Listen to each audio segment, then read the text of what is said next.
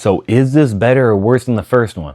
Welcome to episode 4 of my Marvel cinematic journey, where I'm watching all the MCU movies in timeline order, and today we have Iron Man 2.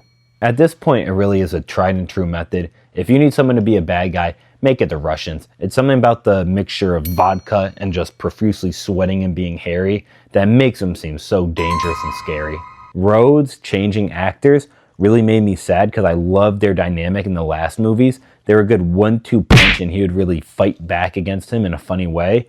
And I still like Don Cheadle in this role, but I don't think there's as much there. They still have some chemistry, but he's not as witty or sharp like I would imagine this guy to be. And even from the first scene that Hammer was in, there's nothing to like about this guy. Like, there's no person that talks like that and looks like that ever has something good to say or do. And then was that an Elon Musk appearance? And I did like how the Russian had those electric whips at the racetrack. He was really just ore farming, splitting stuff in half and flipping them.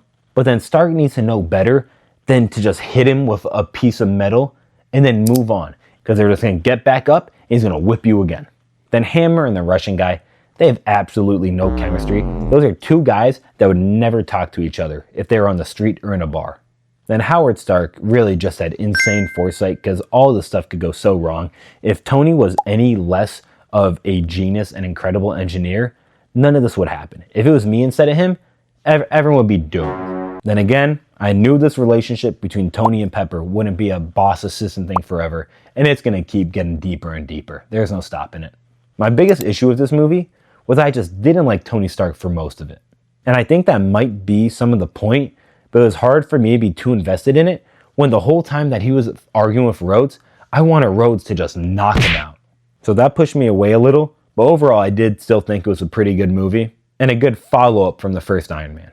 So overall, my rating of Iron Man 2 is going to be a 6.25, which places it at number 4 in my ranking, right behind Captain Marvel. But we're done with the Iron Mans for now. We're moving on to the Hulk. See you in the next episode.